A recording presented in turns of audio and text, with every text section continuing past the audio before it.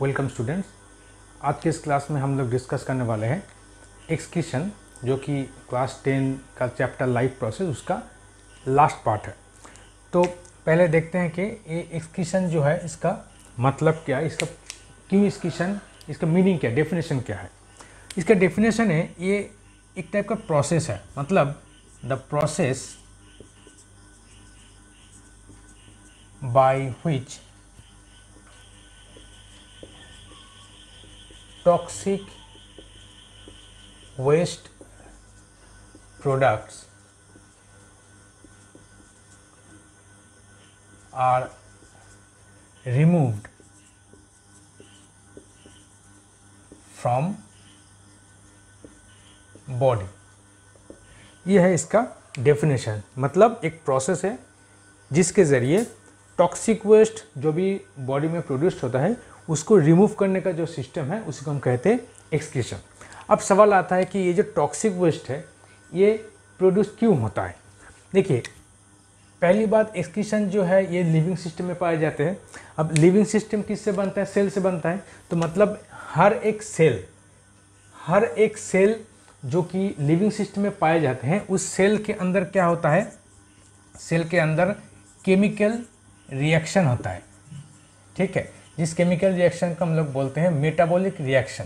तो हर एक living cell, जो कुछ भी लिविंग है, उसके अंदर एक रिएक्शन होता है, केमिकल रिएक्शन, जिसको हम कहते हैं मेटाबॉलिक रिएक्शन। इस केमिकल रिएक्शन में कुछ जो भी प्रोड्यूस होता है, कुछ उस सेल को या फिर उस ऑर्गेनिज्म का यूज़ होता है और कुछ होता है जो यूज़ नहीं होता। अब जैसे कि केमिकल रिएक्शन हो रहा है मतलब कोई भी प्रोड्यूस होगा। अब केमिकल रिएक्शन में अगर कुछ ऐसा सब्सटेंस प्रोड्यूस हुआ जो कि ऑर्गेनिज्म के लिए हार्मफुल है, उसी सब्सटेंस को हम कहते हैं टॉक्सिक वेस्ट। ओके, मतलब एक टाइप का सब्सटेंस हुआ जो वेस्ट प्रोडक्ट है, अगर वो बॉडी में एक्यूमुलेट हो गया तो बॉडी को हार्म कर सकता है। तो केमिकल रिएक्शन मतलब मेटाबॉलिक रिएक्शन से जो कुछ भी सब्सटेंस बनेगा, अगर वो सब्सटेंस एक्यूमुलेट होने से बॉडी का हार्म होता है तो उसी सब्सटेंस को हम कहते हैं टॉक्सिक सब्सटेंस और टॉक्सिक वेस्ट। अब इस टॉक्सिक वेस्ट को बॉडी से निकालने का जो प्रोसेस है उसको हम कहते हैं एक्सक्रीशन। अब हम लोग को पता है कि दो टाइप का ऑर्गेनिज्म होता है, या तो ऑर्गेनिज्म प्लांट होगा या फिर एनिमल होगा। जो कुछ भी हो ये सेल से बन रहा है, मतलब ये प्लांट और एनिमल दोनों में सेल है, इसीलिए सेल के अंदर केमिकल रिएक्शन हो रहा है, मतलब मेटाबॉलिक प्रोसेस हो रहा है, और इस केमिकल रिएक्शन के ज़रिए बॉडी के एनिमल और प्लांट उसके बॉडी में टॉक्सिक वेस्ट प्रोड्यूस हो रहा है। सो प्लांट एंड एनिमल, इन दोनों में कुछ ऐसा सिस्टम होना चाहिए ताकि ये जो टॉक्सिक सब्सटेंस है ये बॉडी से बाहर जा सके। तो अभी हम नेक्स्ट पार्ट में डिस्कस करने वाले हैं कि प्लांट में जो टॉक्सिक वो प्रोड्यूस होता है वो प्लांट कौन सा स्ट्रेटेजी यूज़ करके बॉडी से बाहर रिमूव करता है, और उसके बाद हम लोग डिस्कस करेंगे कि एनिमल में कौन सा प्रोसेस और स्ट्रेटेजी यूज़ होता है ताकि जो कुछ भी एक्सक्रीटरी प्रोडक्ट और टॉक्सिक वेस्ट उसके बॉडी में बन रहा है वो बाहर जा सके। तो हर एक सिस्टम में, मतलब प्लांट में और एनिमल में अलग अलग सा सिस्टम होता है जिसके ज़रिए वो टॉक्सिक वेस्ट और पॉइजनस वेस्ट को बॉडी से बाहर रिमूव करता है। सो पहले देखते हैं कि एक्सक्रीशन जो है ये कैसे प्लांट में फंक्शन होता है। So make the heading excretion in plants. मतलब प्लांट कौन सा स्ट्रेटजी यूज़ करके टॉक्सिक सब्सटेंस को बॉडी से बाहर निकालता है, और कौन सा टाइप का सब्सटेंस प्लांट में प्रोड्यूस होता है जो कि प्लांट के लिए टॉक्सिक बन सकता है। प्लांट में जो मेन एक्सक्रीटरी प्रोडक्ट है वो है carbon dioxide, oxygen and water. ये तीनों जो प्रोडक्ट है, मतलब carbon dioxide, oxygen and water, ये तीनों है प्लांट के लिए मेन एक्सक्रीटरी प्रोडक्ट। मतलब सबसे ज़्यादा प्रोडक्ट जो बनता है प्लांट में वो है carbon dioxide, oxygen and water. अब देखते हैं ये तीनों कौन सा प्रोसेस से बनता है। पहले हम देखते हैं कार्बन डाइऑक्साइड। ये प्रोसेस होता है बाय रेस्पिरेशन। कार्बन डाइऑक्साइड बनता है किस प्रोसेस से? रेस्पिरेशन से। अब अगर ऑक्सीजन की बात कहें तो ये बनता है बाय फोटोसिंथेसिस।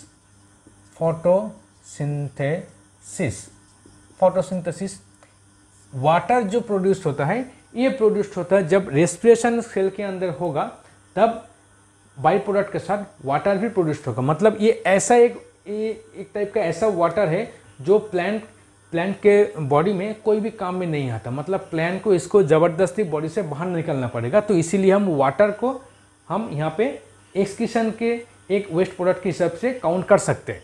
सो वाटर किससे प्रोड्यूस होता है? वाटर प्रोड्यूस होता है ड्यूरिंग रेस्पिरेशन। तो ये तीनों जो मेन वेस्ट प्रोडक्ट है प्लांट के लिए, carbon dioxide, oxygen and water, हमने देख लिया कि तीनों कौन कौन से प्रोसेस से प्रोड्यूस्ड होता है। अब इसको अगर बाहर निकालना है तो प्लांट के अलग अलग सिस्टम, एक नया मतलब एक स्ट्रैटेजी यूज़ करना पड़ेगा ताकि ये जो वेस्ट प्रोडक्ट है ये बॉडी से बाहर जा सके।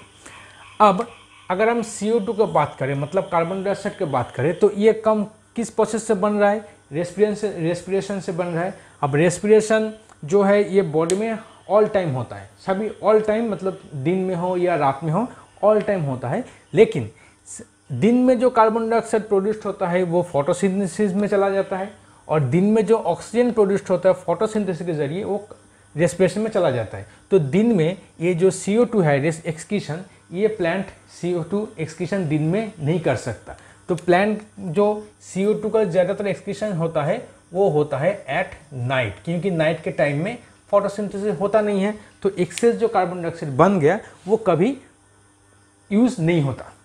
अब अगर बात करें ऑक्सीजन के, तो ऑक्सीजन कब बनता है? ये डे टाइम में बनता है। तो डे टाइम में जो कुछ भी ऑक्सीजन बनेगा वो कहाँ पे यूज़ होगा? रेस्पिरेशन में। तो जब फोटोसिंथेसिस नहीं हो रहा है उसी टाइम ऑक्सीजन नहीं बनेगा। तो यहाँ पे ऑक्सीजन का जो एक्सेस जो ऑक्सीजन जो प्लांट बॉडी के लिए नहीं चाहिए वो ऑक्सीजन एक्सक्रीट करता है at day time. At day time मतलब जब फोटोसिंथेसिस के ज़रिए ऑक्सीजन बन रहा है, कुछ ऑक्सीजन रेस्पिरेशन में जाएगा और ज़्यादा जो एक्सेस हो गया वो बाहर निकल जाएगा।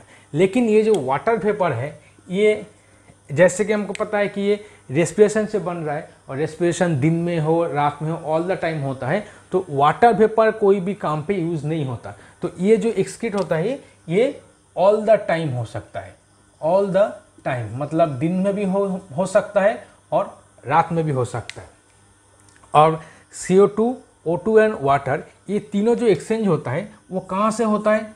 उसके लिए एक प्लांट में ऑर्गन है जहाँ पे ये carbon dioxide, oxygen and water जो कि वेस्ट प्रोडक्ट के हिसाब से यूज़ होता है वो बॉडी के बाहर एलिमिनेट करने के लिए प्लांट यूज़ करता है। या तो स्टोमाटा, मतलब स्टोमाटा का जो पोर है या तो वहाँ से एक्सक्रीट होगा, और यहाँ पे हम लिखते हैं एंड जो छोटा पेड़ है उसके लिए लेंटिसेल। लेंटिसेल नाम का एक पोर्शन होता है, मतलब स्टोमाटा की जैसा पेड़ में लेंटिसेल होता है जहाँ पे पेड़ का जो स्टेम है उसमें थोड़ा गैप होता है, उस गैप से ये तीनों चीज़ का एक्सक्रीशन होता है। मतलब उस गैप से तीनों चीज़ बाहर में एटमॉस्फेयर में जाता है, मतलब एक्सक्रीशन यहाँ से होता है। तो ये गया प्लांट का मेन एक्सक्रीटरी प्रोडक्ट। अब इसको छोड़ के कुछ और प्रोडक्ट भी प्लांट के बॉडी में मतलब प्रोड्यूस्ड होता है जो कि एक्सक्रीशन मतलब एक्सक्रीटरी प्रोडक्ट, वेस्ट प्रोडक्ट कह सकते हैं हम लोग। इसको रिमूव करने के लिए प्लांट के पास एक दूसरा स्ट्रैटेजी है। कौन सा स्ट्रैटेजी है? मतलब कुछ वेस्ट प्रोडक्ट जो है वो स्टोर होता है। कहाँ पे स्टोर होता है? वो स्टोर होता है एट डिफरेंट बॉडी पार्ट्स। मतलब ये जो carbon dioxide, oxygen and water है जो इमीडिएटली एक्सक्रीट हो रहा है, ऐसा कुछ और वेस्ट प्रोडक्ट भी है जो इमीडिएटली एक्सक्रीट नहीं होता। जो इमीडिएटली एक्सक्रीट नहीं होता वो प्लांट क्या करता है? पहले स्टोर करता है डिफरेंट बॉडी पार्ट्स में, बाद में वो पार्ट्स प्लांट से अलग हो जाता है। तो ये वेस्ट प्रोडक्ट भी प्लांट से बॉडी के बाहर आ जाता है। अब कौन कौन से पार्ट्स हैं? मतलब कहाँ पे ये स्टोर हो सकता है? पहली बात, ये स्टोर हो सकता है लीव्स में। प्लांट का जो लीव्स है वहाँ पे कुछ वेस्ट प्रोडक्ट स्टोर होता है जो बाद में निकल जाता है। दूसरी बात, ये हो सकता है बार्क में। प्लांट का जो एकदम एपिडर्मिस के बाहर वाला जो हिस्सा है, अगर वो डेड हो जाए तो वहाँ से कुछ वेस्ट प्रोडक्ट स्टोर होता है जो बाद में निकल जाता है। और कहाँ पे ये स्टोर कर सकता है? ये स्टोर कर सकता है फ्रूट पे। ठीक है, तो कुछ वेस्ट प्रोडक्ट लीव्स में स्टोर होता है, कुछ बार्क में होता है, कुछ फ्रूट में होता है।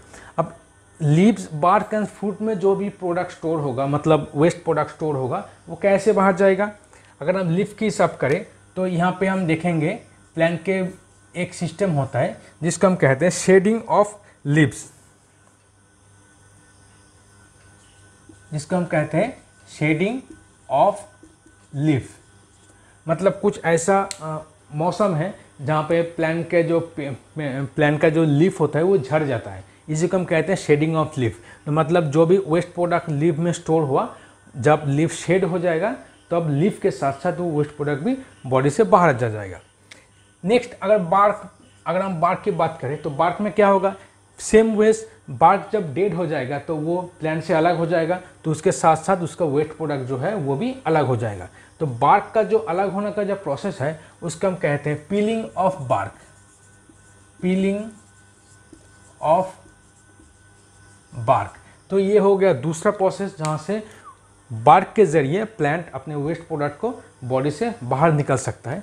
और अगर ये वेस्ट प्रोडक्ट फ्रूट के अंदर स्टोर है तो ये क्या करेगा, फ्रूट जब पक जाएगा, राइप फ्रूट जब हो जाएगा तब अपने आप फ्रूट प्लांट से डिटैच होकर गिर जाएगा। तो जब फ्रूट गिर जाएगा तो उसके साथ साथ अपना वेस्ट प्रोडक्ट जो भी है वो भी गिर जाएगा। तो इसको हम कहते हैं फॉलिंग ऑफ फ्रूट, इसको हम कहते हैं फॉलिंग ऑफ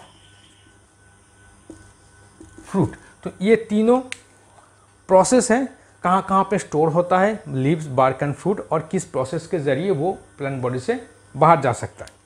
अब एक और प्रोसेस है जहाँ पे प्लांट अपना जो वेस्ट प्रोडक्ट है उसको स्टोर करता है। कुछ ऐसा भी प्लांट है, मतलब कुछ ऐसा भी केस है जहाँ पे ये जो वेस्ट प्रोडक्ट है ये स्टोर होता है इन द फॉर्म ऑफ राफाइड। कुछ प्लांट है जहाँ पे उसका जो वेस्ट प्रोडक्ट है वो राफाइड के फॉर्म में स्टोर होता है। अब ये राफाइड है क्या, ये एक तरफ का सॉलिड क्रिस्टल है, एक टाइप का सॉलिड क्रिस्टल है, मतलब सॉलिड वेस्ट प्रोडक्ट क्रिस्टल की फॉर्म में प्लांट का जो फ्रूट है उसमें स्टोर होता है, उसको हम कहते हैं राफाइड। अब राफाइड कहाँ पे बनता है, ये बनता है इन फ्रूट में ये बनेगा।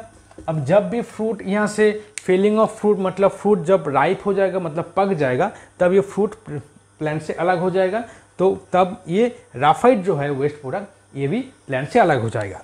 देखते हैं और कोई प्रोसेस है क्या, और भी कुछ प्रोसेस है। कुछ प्लांट के पास एक अलग सा स्ट्रेटजी होता है जहाँ पे वो ये जो वेस्ट प्रोडक्ट है उसको स्टोर करता है in the form of gum and resin. ये गम और रेजिन के फॉर्म में स्टोर होता है, जो कि बाद में प्लांट एक्सिट करके, मतलब ये गम और रेजिन प्लांट के बाहर आ जाता है, मतलब एक्सिट हो जाता है। अब ये जो गम और रेजिन है ये कहाँ पे स्टोर होता है, ये स्टोर होता है at stem and branches. Plant का जो ब्रांचेस होता है और स्टेम होता है यहाँ पे स्टोर होता है। अब स्टेम और ब्रांच के अंदर कहाँ पे स्टोर होता है, इसके जो जाइलम है, मतलब जो पुराना जाइलम है, जो जाइलम अभी प्लांट के काम पे नहीं आ रहा है, मतलब जाइलम का काम क्या होता है, वाटर मिनरल्स को सप्लाई करना, नीचे से रूट से लीफ तक सप्लाई करना होता है। तो ऐसा कुछ जाइलम होता है जो अभी काम पे नहीं है, उसी जाइलम में प्लांट जो क्या करता है, गम और रेजिन के फॉर्म में अपना वेस्ट प्रोडक्ट को स्टोर करता है और बाद में वैसे निकल जाता है। अब एक और प्रोसेस भी है, कुछ वेस्ट प्रोडक्ट प्लांट निकालने के लिए दूसरा भी, मतलब कोई और मतलब स्ट्रैटेजी यूज़ करता है। वो क्या है कि प्लांट एक्सक्रीट वेस्ट प्रोडक्ट और waste product in the soil around them. मतलब प्लांट के आसपास में जो सॉइल है वहाँ पे प्लांट अपना कुछ वेस्ट प्रोडक्ट को एक्सक्रीट कर सकता है।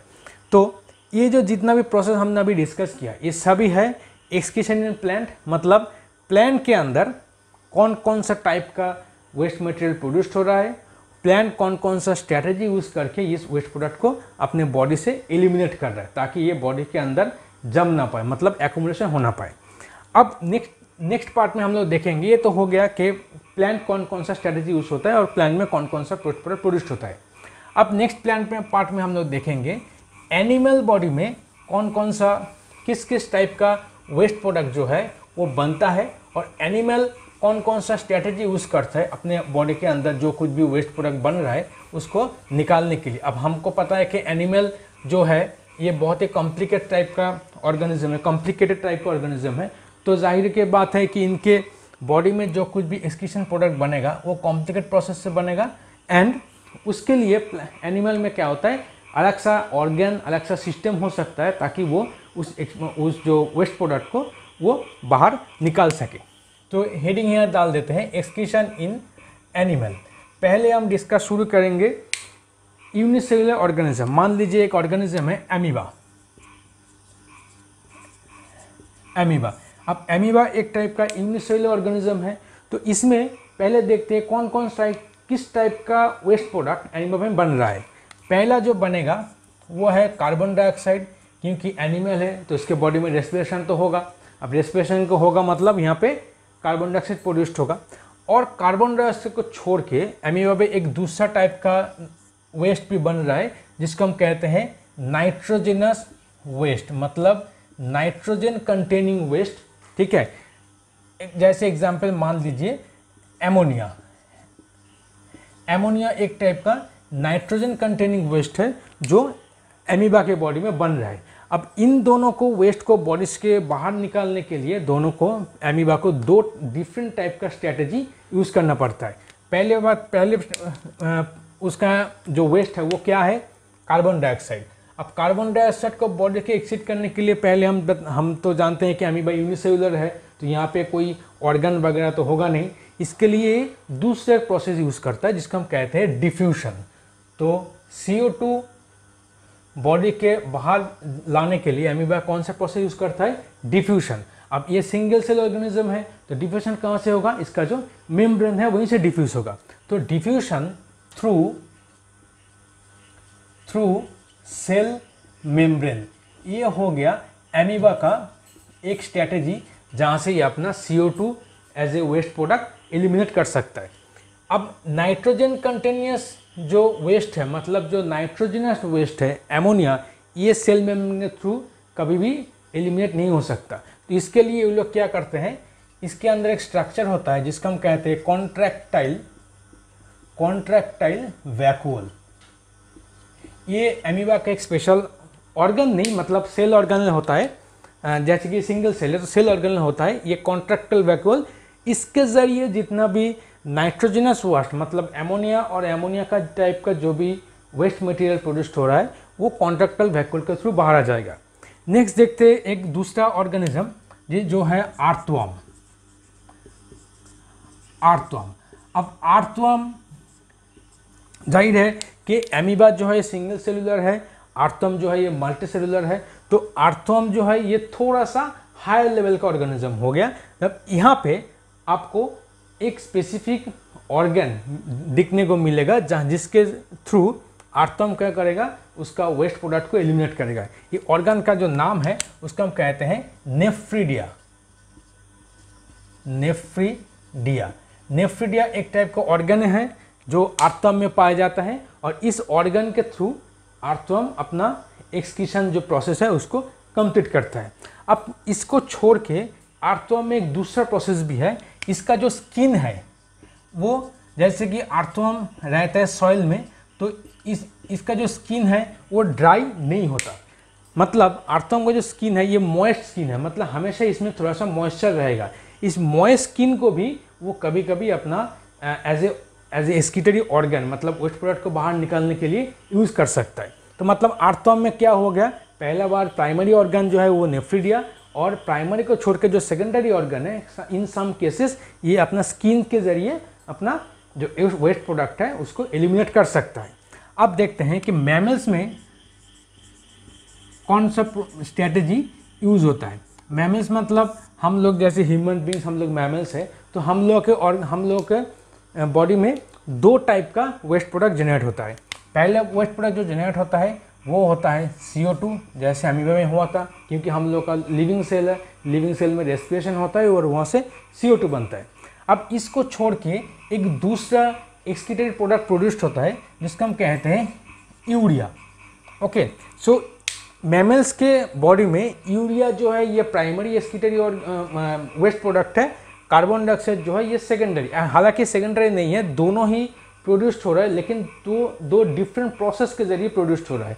तो मैमल्स में कार्बन डाइऑक्साइड एंड यूरिया ये दोनों ही वेस्ट प्रोडक्ट है, और कार्बन डाइऑक्साइड को एलिमिनेट करने के लिए मैमल्स के बॉडी में एक अलग सा ऑर्गन है जिसको हम कहते हैं लंग्स। तो लंग्स के जरिए मैमल्स जो है वो अपना कार्बन डाइऑक्साइड को नेचर पे एलिमिनेट कर सकता है। अब यूरिया तो लंग्स के जरिए नहीं होगा, तो यूरिया को एलिमिनेट करने के लिए मैमल्स के बॉडी में एक दूसरा ऑर्गन भी है जिसको हम कहते हैं किडनी। सो किडनी जो है ये सिर्फ यूरिया को बॉडी से एलिमिनेट करने के लिए काम में आता है। तो मैमल्स के बॉडी में दो वेस्ट प्रोडक्ट बनता है, एक कार्बन डाइऑक्साइड, एक यूरिया। CO2 को एलिमिनेट करने के लिए लंग्स यूज़ करेगा और यूरिया को एलिमिनेट करने के लिए वो किडनी को यूज़ करेगा। आई होप कि यहाँ तक आपको समझ में आ गया। नेक्स्ट क्लास में हम ह्यूमन बॉडी में कैसे एक्सक्रीशन होता है उसके बारे में डिस्कस करेंगे।